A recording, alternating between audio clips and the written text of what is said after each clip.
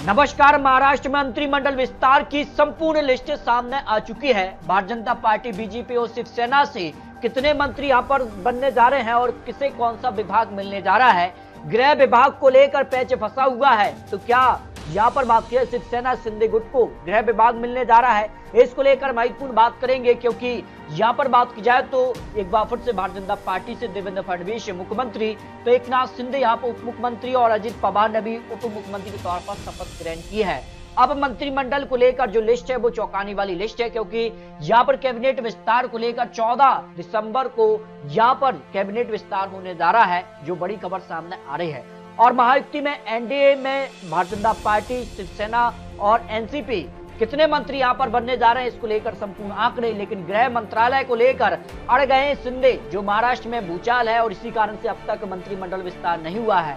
और यह भारतीय जनता पार्टी ने भी दावा किया है कि भारतीय जनता पार्टी अपने पक्ष यानी देवेंद्र फडणवीस अपने यहाँ पर पक्ष में रखेंगे गृह मंत्रालय। लेकिन एनसीपी ने भी यहाँ पर 11 मंत्री पद, केंद्र में कैबिनेट मंत्री का भी यहाँ पर जो है एक बड़ी चाल रखी है और 7 कैबिनेट 2 राज्य मंत्री की मांग यहाँ पर जो की है, उसके आधार पर तो कौन यहाँ पर मंत्रिमंडल से बाहर होने जा रहा है, इसकी भी यहाँ पर लिस्ट सामने आ चुकी है। और शिवसेना से एकनाथ शिंदे गुट से अगर बात की, 3 प्रमुख मंत्रियों को इस बार जो है मंत्रिमंडल से बाहर किया जा सकता है, जिसमें एफडीए जल संसाधन विभाग संभाल रहे हैं यहाँ पर संजय राठौर, अल्पसंख्यक विपणन विभाग से अब्दुल सत्तार और स्वास्थ्य विभाग से यहाँ पर तानाजी सावंत का नाम यहाँ पर मंत्रिमंडल से कट सकता है। जबकि एनसीपी से अगर बात की जाए तो यहाँ पर अजीत गुट से दिलीप यहाँ पर पाटिल का नाम और यहाँ पर हसन मुशरीफ का नाम भी यहाँ पर सामने आ रहा है। इनको यहाँ पर मंत्रिमंडल से बाहर किया जा सकता है।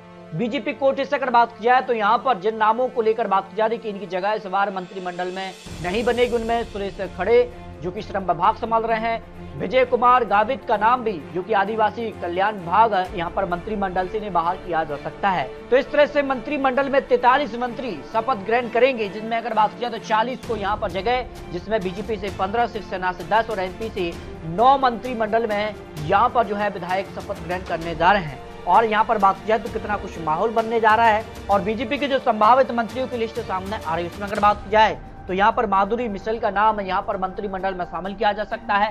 राधा कृष्ण यहाँ पर बीके पाटिल का नाम है। चंद्रशेखर बानकुले का नाम भी यहाँ पर बीजेपी कोटे से सबसे आगे दिखाई दे रहा है। तो सवाल है कि क्या बीजेपी कोटे से इन्हें राज्य मंत्री या कैबिनेट मंत्री के तौर पर शपथ दिलाई जाती है।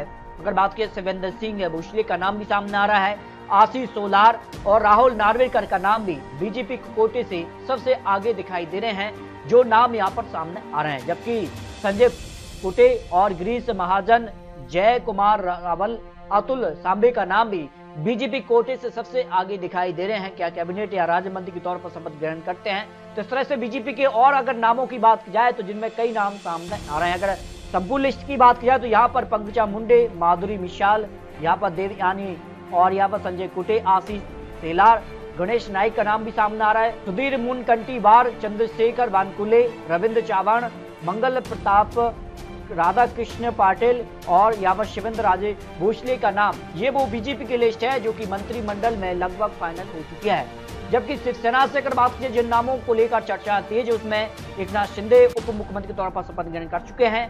दादा भुसेश, शंभूराज देसाई, गुलाब राव पाटिल का नाम भी शिवसेना कोटे से सबसे आगे दिखाई दे रहा है। अर्जुन खोतकर, संजय राठौर, उदय सावंत का नाम सामने आ रहा है। तो शिवसेना कोटे से ये माना जा रहा है कि 10 विधायक को मंत्री बनाया जा सकता है, जिनमें उदय सावंत, शंभूराज देसाई, दादा भुसे, गुलाब राव पाटिल, संजय सिरसाट, भरत गोगावले, प्रताप सरनाइक, आशीष जायसवाल, राजेश क्षीरसागर का नाम है, अर्जुन खोतकर का नाम, ये वो मंत्रिमंडल की लिस्ट है जो कि शिवसेना की तरफ से सामने आ रही है। ये नाम लगभग फाइनल हो चुके हैं।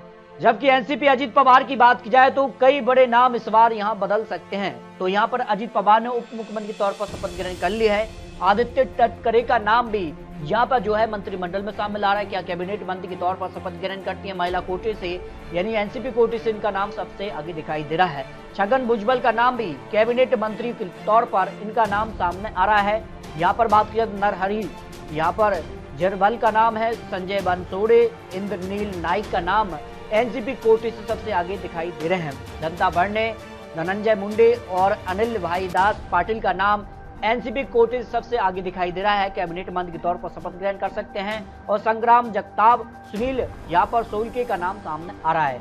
अगर बात की जाए तो एनसीपी की तरफ से यानी अजित पवार की तरफ से यहाँ पर माना जा रहा है जिन नामों पर सहमति बन चुकी है, जो नाम सामने आ रहा है यहाँ पर छगन भुजबल, यहाँ पर धनंजय मुंडे का नाम है, धर्मराव यहाँ पर नद तटकरे, संजय बनसोड़े, नरहरि और यहाँ पर दंता बढ़ने, अनिल भाई पाटिल, यहाँ पर मकरंद अब्बा पाटिल का नाम भी एनसीपी कोटे से सबसे आगे दिखाई दे रहे हैं। इस तरह से अगर बात की जाए तो बीजेपी के करीब यहाँ पर जो है 15 से 20 विधायक मंत्रिमंडल में शामिल हो सकते हैं। शिवसेना से करीब 10 से 12 मंत्री और एनसीपी से 8 से 10 मंत्री बनाए जा सकते हैं, क्योंकि 40 विधायक जो हैं वो यहाँ पर मंत्री पद की शपथ लेने जा रहे हैं। ये माना जा रहा है कि 14 दिसंबर को यहाँ पर मंत्रिमंडल का विस्तार होने जा रहा है। इसके अलावा 16 दिसंबर से यहाँ पर जो है शीतकालीन सत्र शुरू होना है, तो उससे पहले मंत्रिमंडल विस्तार महाराष्ट्र में होने जा रहा है। तो आपको क्या लगता है किन पर सहमति बनना चाहिए और जो नाम भी सामने आ रहे किन के नाम पढ़ सकते हैं, और इसके अलावा अगर बात की जाए